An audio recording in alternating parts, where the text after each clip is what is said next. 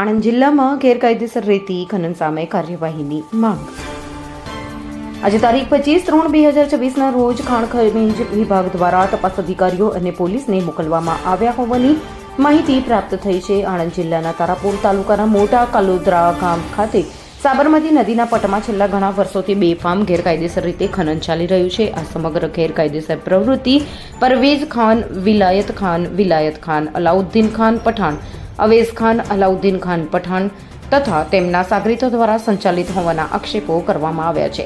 સ્થાનિક લોકોના કહેવા મુજબ આ લોકો ભાડુથી માણસો બોલાવીને નાગરિકોને ધમકીઓ આપે છે અને ફરિયાદ કરતા અટકાવે છે, જેના કારણે ગ્રામજનોમાં ભયનો માહોલ સર્જાયો છે.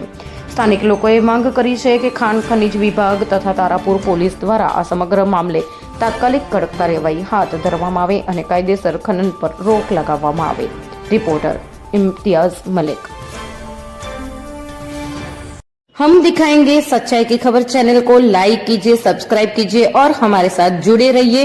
हम दिखाएंगे आपको सच्चाई की खबर.